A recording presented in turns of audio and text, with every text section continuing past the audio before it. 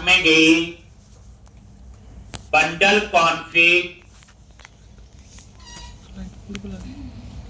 और ये देखो सेकंड नंबर पे जो बंडल है लिखा भी आ रहा है jQuery वैन। ये वैलिडेशन के लिए बंडल बना हुआ, और इसमें कौन सी फाइल इंक्लूड है? स्क्रिप्ट्स फोल्डर के अंदर फाइल का नाम होगा jQuery.validate।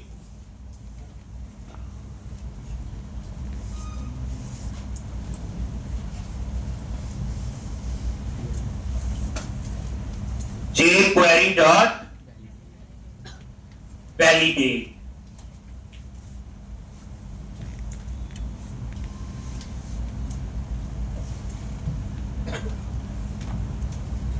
ठीक, ये देखो jQuery.validate और आगे स्टार लगा हो, इसका मतलब है फाइल का नाम जो है jQuery.validate, आगे कुछ भी। अब ये देखो स्क्रिप्ट्स फोल्डर में जाओ और यहां पे कुछ फाइल का नाम कैसा है? jQuery.validate.js, jQuery.validate.min.js, ये 5-6 फाइल है, और इन सबके नेम में आगे क्या है? jQuery.validate। बट उसके आगे जो है स्टार है, स्टार का मतलब कुछ भी हो।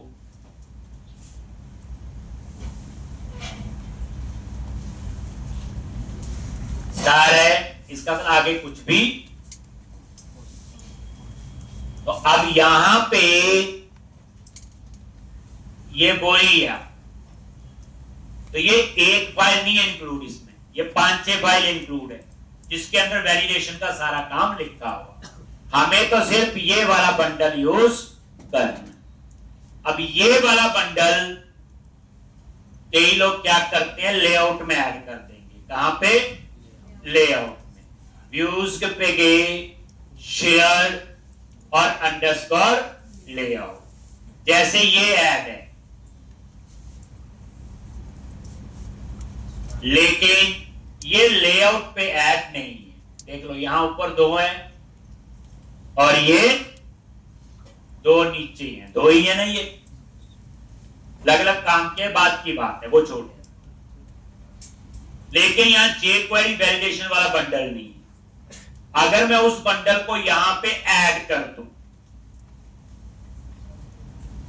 काम हो जाएगा, लेकिन वैलिडेशन जो है मुझे हर पेज पे थोड़ी चाहिए, इंडेक्स पेज पे थोड़ी वैलिडेशन चाहिए, डिटेल वाले पेज पे थोड़ी वैलिडेशन चाहिए, डिलीट वाले पे थोड़ी चाहिए, मुझे सेव और अपडेट में चाहिए। अब उसमें होगा क्या? अगर मैं उस बंडल को यहां ऐड कर दूंगा तो वो हर पेज पे ऐड होगा और इतना रिसोर्स लेगा। देखो 5-6 फाइलों का डाटा। तो इसलिए जो वैलिडेशन वाला बंडल है वो हम स्पेसिफिक जिस व्यू में जरूरत होगी हम उसमें ही उसे एक्सेस करेंगे। जैसे बूटस्ट्रैप तो हर पेज पे चाहिए थी, तो इसलिए इसका बंडल ये वाला ही है ना जो हमने यूज किया बच्चे, ये वाला बताया हुआ, क्योंकि इंडेक्स में भी डिजाइन है, सभी जगह चाहिए, लेकिन वैलिडेशन मुझे सिर्फ अपसर्ट पे ही चाहिए। तो अब मैं क्या करूंगा, उस बंडल को अपसर्ट पे यूज करूंगा। दूसरी बात याद रखना, गूगल की गाइडलाइन है कि पहले डॉम का कोड होता है और फिर जावास्क्रिप्ट होनी चाहिए। डॉम किसको कहते हैं? Document object model. ये जितनी HTML, बूटस्ट्रैप, ये सारा कोड कहां होना चाहिए? ऊपर। और जावास्क्रिप्ट का कोड उसके बाद लोड होना चाहिए। कई लोग जावास्क्रिप्ट ऊपर भी लिख देते हैं, जैसे इन्होंने ऐड भी किया स्क्रिप्ट बंडल, स्क्रिप्ट वाला जो है काम करेगा, लेकिन मैं वही बताया गूगल की कुछ गाइडलाइंस हैं। जैसे मैंने बोला H2 जितने मर्जी H1 एक, ऐसे ही जो जावास्क्रिप्ट है हमेशा याद रखना सबसे लास्ट में लोड करनी है। ऊपर जो है आपका डॉम लोड हो जाना चाहिए, जिसमें HTML, बूटस्ट्रैप जो भी हो। ठीक, तो इन्होंने क्या किया हुआ ये देखो, सबसे लास्ट में एक सेक्शन बनाया हुआ, रेंडर सेक्शन, और उसका नेम क्या है, स्क्रिप्ट। तो रेंडर सेक्शन क्या एक जगह है, एक ब्लॉक है, जहां पे मैं अपना जावास्क्रिप्ट का कोड मर्ज करूंगा या ऐड करूंगा। सबसे लास्ट में होगा ये रेंडर सेक्शन जहां पे है, और इस सेक्शन का नेम है स्क्रिप्ट। अब ध्यान से देखना कैसे मैं ये काम करूं। स्टूडेंट कंट्रोलर पे गए और अब जाओ अपसर्ट, वही गो टू व्यू, आगे अपसर्ट पे, और इसमें सबसे लास्ट में जाओ अपसर्ट का व्यू जो है, और यहां पे क्या लिखना है, सेक्शन, और सेक्शन का नेम क्या है, स्क्रिप्ट, जो वहां पे दिया। ये रहा, इसका मतलब क्या होगा, ये वाला जो कोड है वो कहां लोड होगा, अंडरस्कोर लेआउट में जाके इस जगह, ये जगह का नाम बता दिया ना बच्चे, स्क्रिप्ट क्या है, सेक्शन का नाम। फायदा क्या कि सबसे लास्ट में लोड होगा, जैसे मैंने आपको बताया कि बाकी सारा कोड ऊपर, जावास्क्रिप्ट का कोड सबसे लास्ट में। तो ये रेंडर सेक्शन है, और याद रखना ये मल्टीपल भी हो सकती है। स्क्रिप्ट अलग अलग काम के लिए, स्क्रिप्ट 1, स्क्रिप्ट 2, स्क्रिप्ट ऐसे।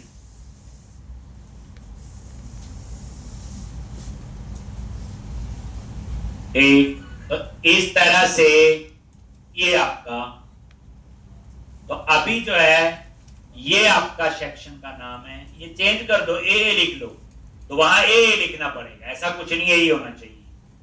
तो इसका ये है कि इन्होंने एक सेक्शन बना दिया जहां हम जावास्क्रिप्ट को लोड करें, ठीक है जी। तो ये क्या करेगा, सबसे लास्ट में ही लोड करेगा। और यहां पे कैसे, तो उसके लिए आपने कैसे लिखना है, यहां पे स्क्रिप्ट डॉट रेंडर, और यहां पे उस बंडल का नेम कौन सा, वैलिडेशन।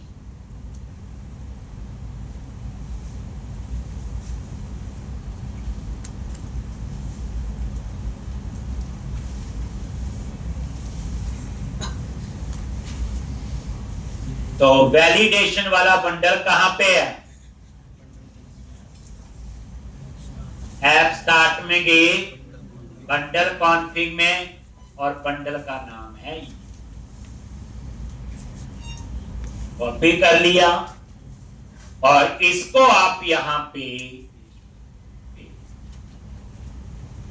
अब ये रोज यूज करना है जितने भी प्रोजेक्ट आगे बने। तो ये है, अब ये वाला बंडल लेआउट पे नहीं ऐड किया, अब इसका जो स्कोप है वो सिर्फ इस अपसर्ट तक ही होगा, ना डिटेल में होगा, ना इंडेक्स में, ना डिलीट में, ना किसी और। अब ये क्या करेगा, इसके अंदर वैलिडेशन जावास्क्रिप्ट का है, अपनी जावास्क्रिप्ट लिखेंगे अभी, पहले ये तो देख लें।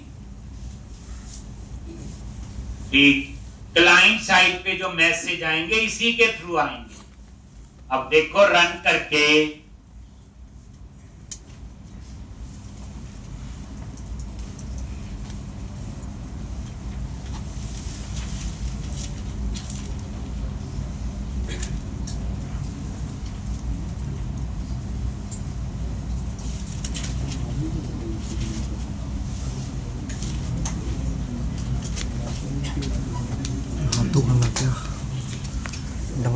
ये लो जी,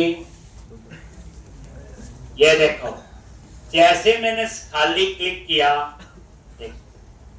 मैसेज आ गई। अब ये पेज सबमिट नहीं है। अगर ये सबमिट होगा तो मैंने यहां ब्रेक पॉइंट लगाया होगा, ये देखो। अब ये पेज सर्वर पे नहीं, ये देखो सारे मैसेज आ गए। Name field is required, address field is required, ये लिखा हुआ age must be between this and this, email field required. आप ये मैसेज चेंज भी कर सकते, देख लो आप, ये देखो रिफ्रेश करो, सबमिट नहीं जा रहा पे सर्वर पे, यही तो चाहते हैं। जब पहले डेटा एंटर करो, नेम,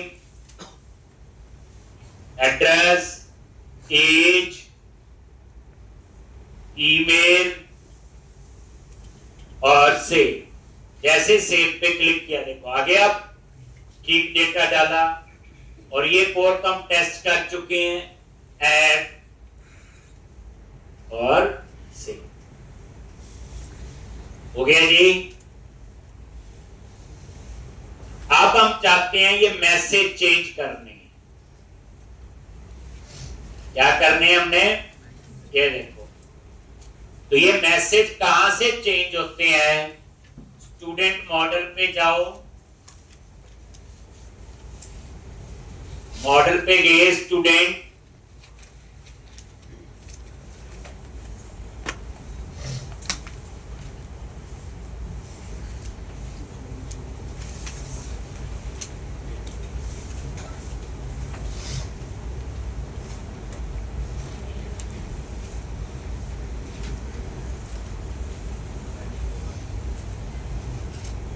एक, और यहां पे ये देखो एरर मैसेज, और मैसेज मर्जी का देना है, name empty, name can not be empty, कुछ भी मैसेज दे सकते। एक आपने एड्रेस पे मर्जी का मैसेज देना है, तो ये एरर मैसेज है।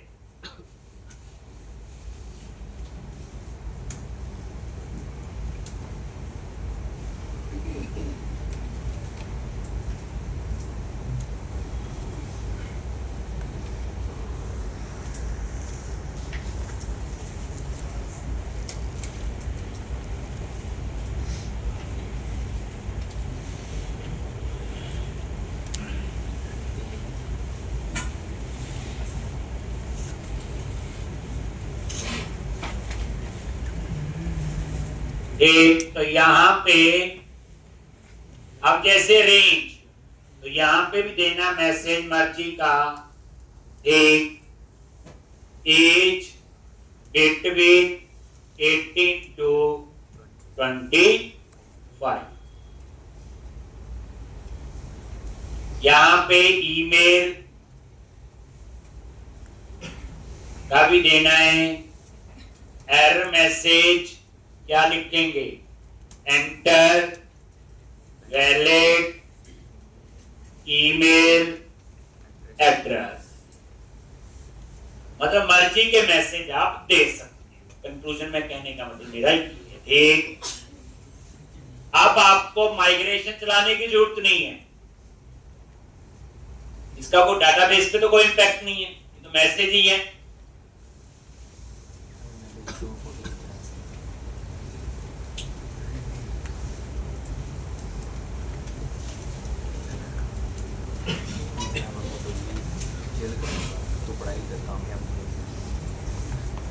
स्टूडेंट लिस्ट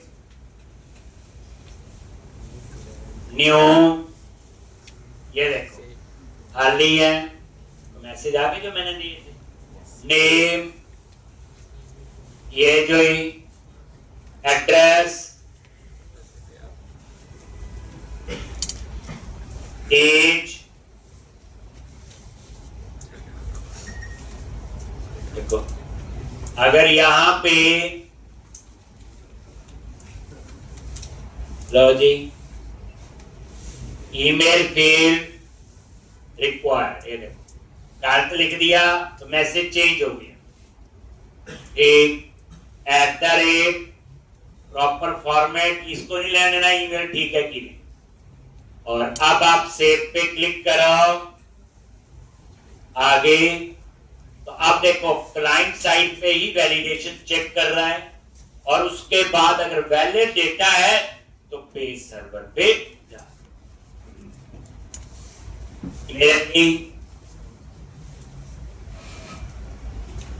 समझ आ गया इतना? ये ये हमने वैलिडेशन रखा। अब ये क्लाइंट साइड पे चेक करता है, अगर क्लाइंट साइड पे ही वैलिडेशन चेक कर लेगा, अगर ठीक डेटा डालोगे तो सर्वर पे जाएगा, नहीं तो जाएगा। ये थी क्लाइंट साइड वैलिडेशन। बट मान लो क्लाइंट साइड पे जावास्क्रिप्ट डिसेबल्ड हो सकती है, आपका कंप्यूटर आप कर लो डिसेबल, क्लाइंट आपका अपना लैपटॉप है, कोई नेबर डिसेबल कर सकता है, ये जावास्क्रिप्ट के जो मैसेज है वो आने बंद होते हैं। देखते हैं, पता नहीं। ये लो जी, न्यू पे क्लिक किया, रिफ्रेश, आ रहे मैसेज चल रहा है। मैं यहां जावास्क्रिप्ट थोड़ी देर के लिए डिसेबल कर देता हूं, इस ब्राउजर के इंस्टांस की, इसी की परमानेंटली। कहीं कुछ नहीं चलना आपका, कई वेबसाइट 90% नहीं चलेगी। तो यहां पे राइट क्लिक करो कहीं पे भी ब्राउजर में और इंस्पेक्ट पे क्लिक करो। अब मैं जावास्क्रिप्ट डिसेबल कर, इंस्पेक्ट पे क्लिक किया और यहां पे ये आ गया नीचे, यहां पे ये सेटिंग्स है राइट कॉर्नर, क्या है सेटिंग्स, और यहां पे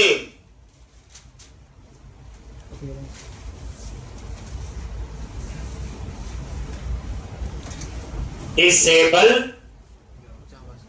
जावास्क्रिप्ट, डिसेबल जावास्क्रिप्ट, ये जावास्क्रिप्ट को डिसेबल करते हैं।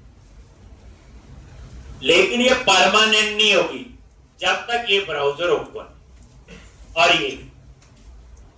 ये डिसेबल कर दी, बंद नहीं करना इसको। और अब आप इसको रिफ्रेश करो,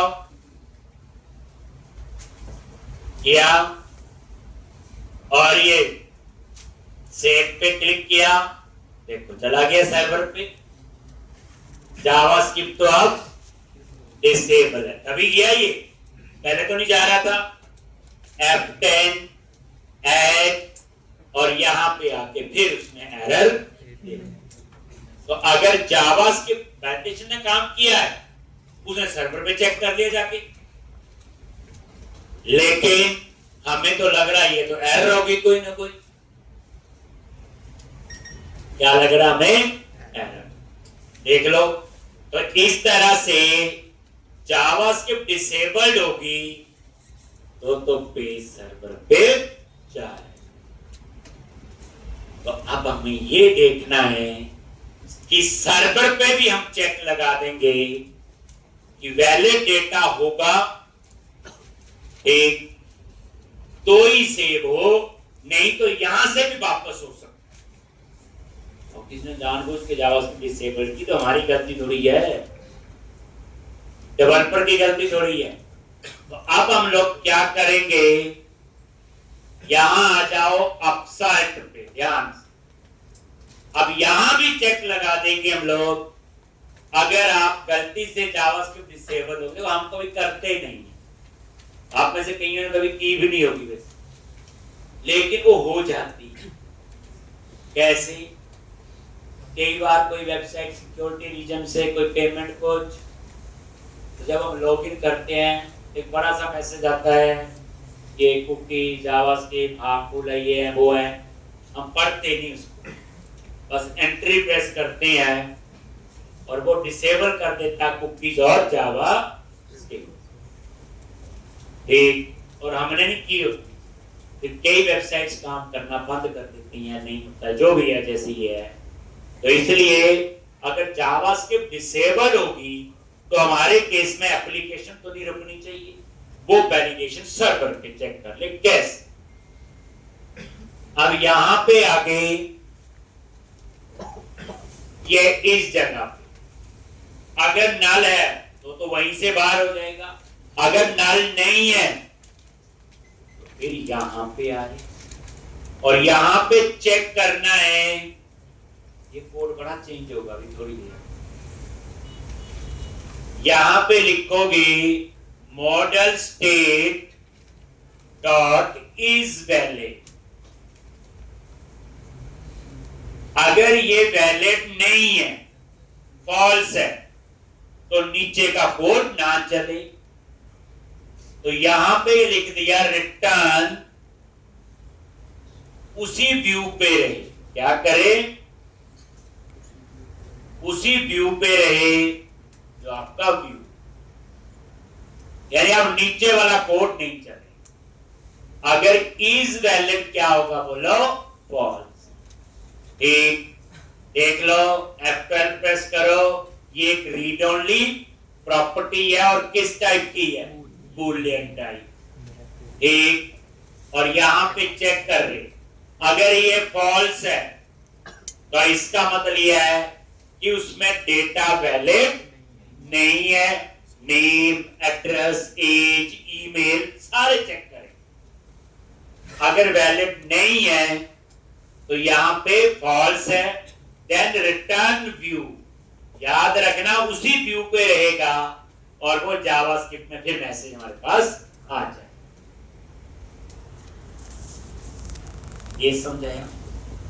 अगर क्लाइंट साइड पे जावास्क्रिप्ट डिसेबल है तो हमने सर्वर पे भी चेक लगा। एक बार इसको भी रन करो, दोबारा देखो।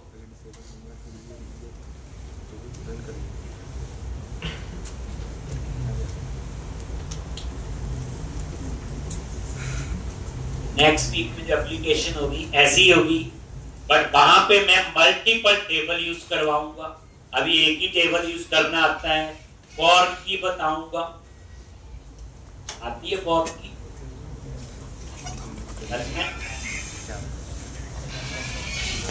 फॉर्म की क्यों बनाते हैं?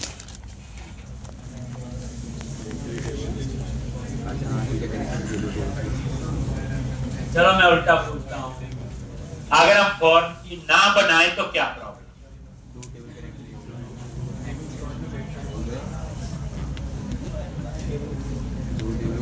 ये पढ़ के आना, ठीक है?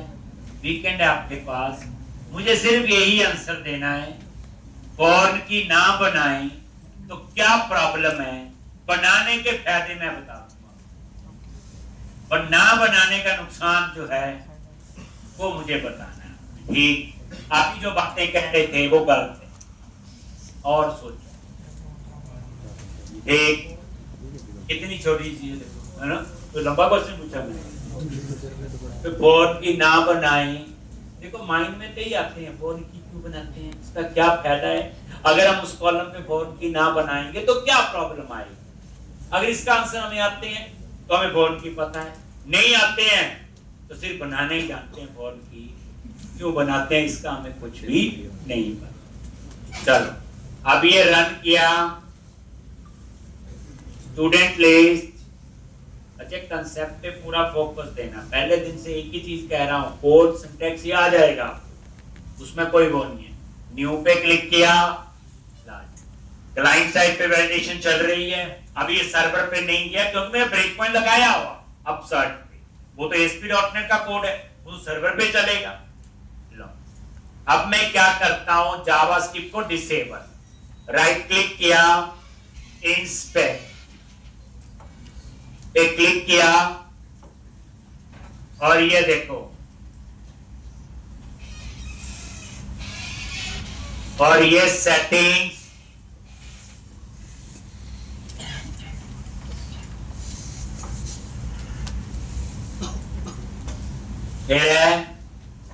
सेटिंग्स पे क्लिक किया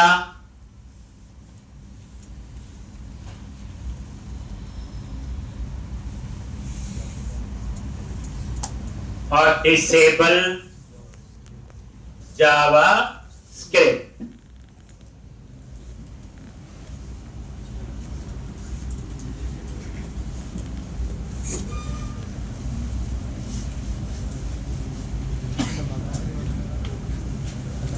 डिसेबल जावास्क्रिप्ट डिसेबल कर दिया, बंद नहीं करना है। ये सिर्फ डिसेबल इसी इंस्टांस की करता है। एक रिफ्रेश किया, अब देखो सेव किया तो सर्वर पे जाएगा, जावास्क्रिप्ट तो काम नहीं कर रही, लॉज आगे यहां पे,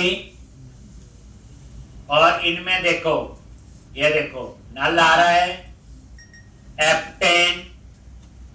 अब इस वैलिड में क्या आया, फॉल्स। एक इस वैलिड में क्या आया आपका, फॉल्स। एक और यहां पे ये फॉल्स आ रहा है,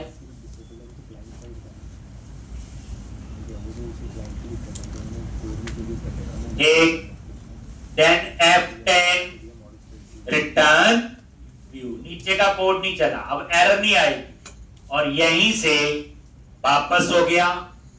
ठीक, अब ये सर्वर पे तो गया है, लेकिन उसने देखो मैसेज आ गई, पहले एरर आया था, अब क्या हुआ, सर्वर पे जाके पेज वापस आ।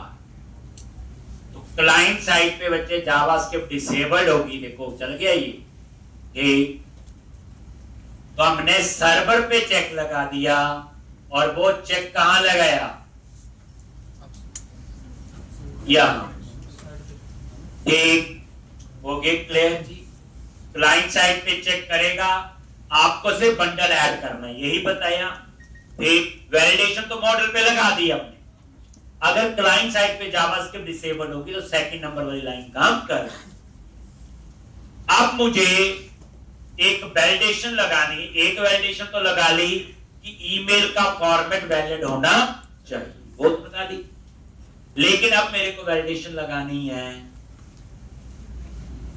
ईमेल डुप्लीकेट नहीं होना चाहिए। अब वो वैलिडेशन तो सर्वर पे लगेगी, तो सर्वर पे अब मैं वो वैलिडेशन भी यहां पे लगाऊं, कैसे, इस कोड से ऊपर। एक, अब मैंने यहां वैलिडेशन लगानी है किसकी, डुप्लीकेट ईमेल चेक। एक यहां तो क्या करेंगे, वेर वेरिएबल ले लो डुप्लीकेट ईमेल। याद रखना वेरिएबल नेम हम कैमल केस में, कैमल केस होता है जिसमें फर्स्ट लेटर स्मॉल में, बाकी जितने वर्ड हैं उनका फर्स्ट लेटर कैप्स। ठीक है जी, ये भी थोड़ा ध्यान रखना। Duplicate email context dot students, क्या करेंगे,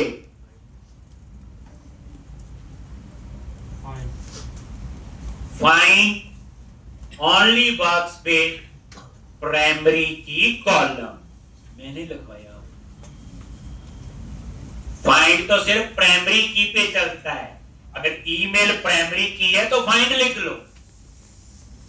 तो अगर फाइंड ही करना हो नॉन प्राइमरी की पे, तो उसके लिए नया आपके पास फर्स्ट और डिफॉल्ट काम फाइंड जैसा करेगा, एक ही रिकॉर्ड देगा। तो जब प्राइमरी की पे फाइंड करना हो तो क्या करते हैं,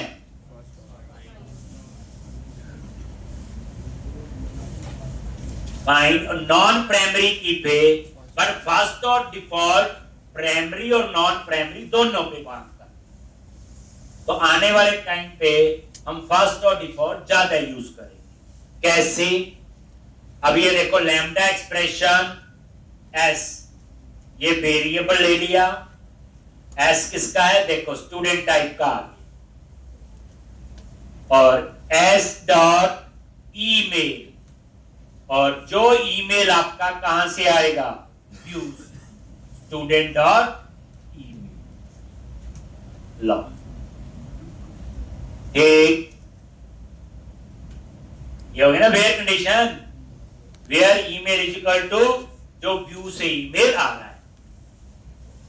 अगर डुप्लीकेट ईमेल में नल है तो इसका मतलब है सारा काम ठीक है, ईमेल डुप्लीकेट नहीं। अगर नल नहीं है तो इसका मतलब ये ईमेल एग्जिस्ट करता है, तो फिर वहां मैसेज आए email already in the database, email in use, कुछ भी ऐसे मैसेज आना चाहिए। ये वैलिडेशन सर्वर पे, यहां जो कोड लिखोगे एसपी सर्वर पे चलेगा। ठीक, अब यहां पे तो आपको पता चल गया फाइंड और फर्स्ट और डिफॉल्ट में क्या डिफरेंस है। फाइंड प्राइमरी की पे ही फाइंड करता है, फर्स्ट और डिफॉल्ट प्राइमरी नॉन प्राइमरी दोनों।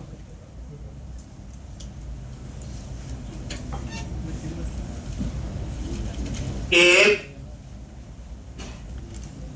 duplicate email is not equal to null, अगर ये null नहीं है इसका मतलब है ये ईमेल डुप्लीकेट, मतलब एग्जिस्ट करता है ना डाटाबेस के अंदर। डुप्लीकेट मतलब ये होना एग्जिस्ट करता है।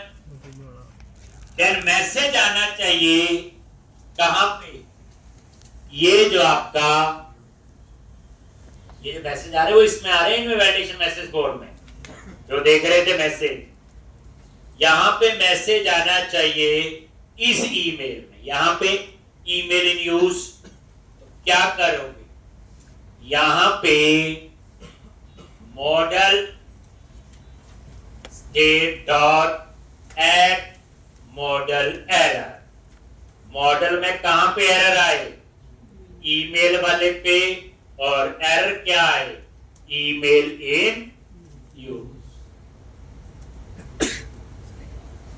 या और email already exist in the database, कुछ भी मैसेज आप दे सकते।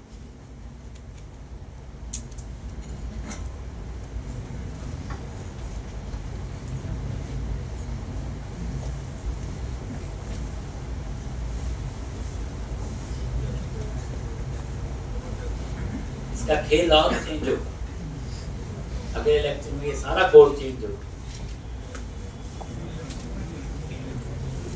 पहले इतना ही सम,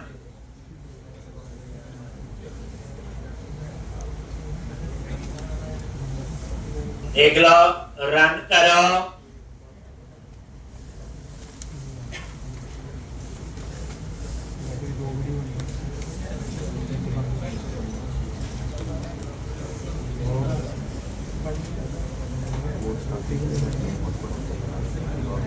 स्टूडेंट लिस्ट, न्यू स्टूडेंट,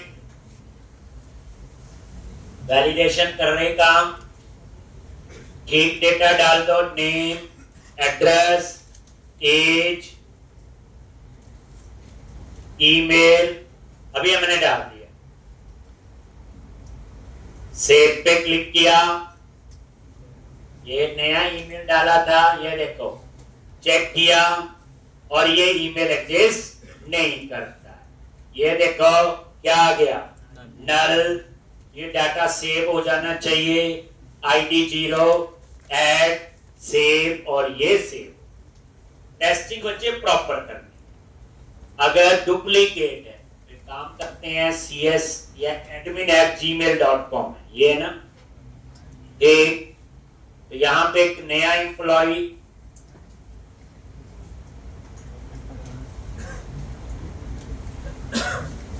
ये लो जी, admin@gmail.com लिखा है। अब ये ईमेल तो आपका डाटाबेस में है, पहले से किसी और स्टूडेंट का है। आगे यहाँ पे F10 वैलिड है, यस, ये देखो। अब यहाँ नल नहीं है, ट्रू नहीं आएगा, उसका डेटा है आ गया। इसका मतलब क्या है, ये ईमेल डाटाबेस में पहले से पड़ा। एक F10 देखो, इसके अंदर गया, नॉट इक्वल टू नल, और यहां, और उसके बाद क्या होना चाहिए,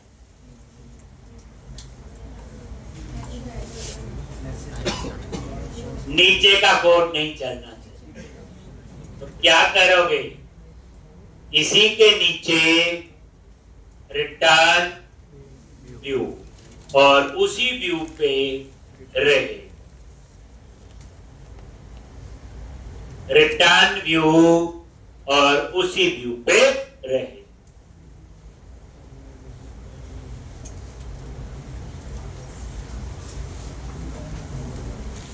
नीचे का बोर्ड थोड़ी चलाना, फिर नीचे का तभी चलाना जब सब ठीक होगा। अब ये ईमेल का चेक तो हर एक लैंग्वेज में बनाना पड़ेगा, आपको लिखना ही पड़ेगा। लिखोगे तो ऐसा ही, सिंटैक्स कुछ और हो सकता है।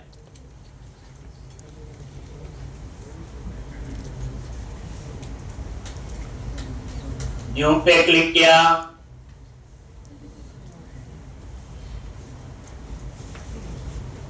ये लो जी सेव F10 एग्जिस्ट करता है ईमेल।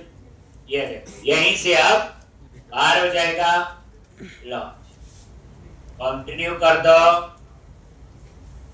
लो मैसेज आ गया, ईमेल इन यूज।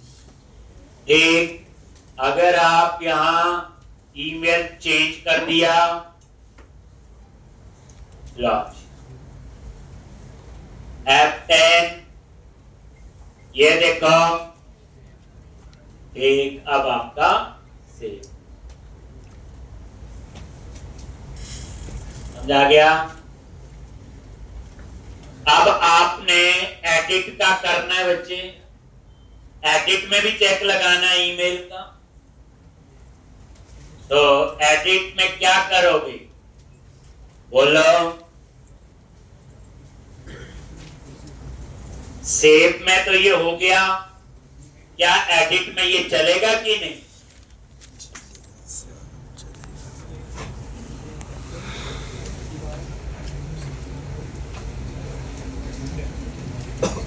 बताओ मुझे।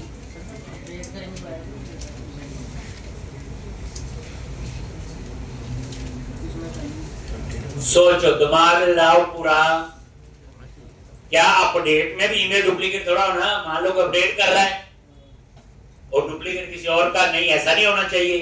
तो ये वैलिडेशन हमें कहां चाहिए? अपडेट में भी चाहिए। तो क्या यही अपडेट के लिए चल जाएगा कि किसको लगता है नहीं चलेगा? पहले वो हाथ खड़ा करें। 1 2, क्यों नहीं चले?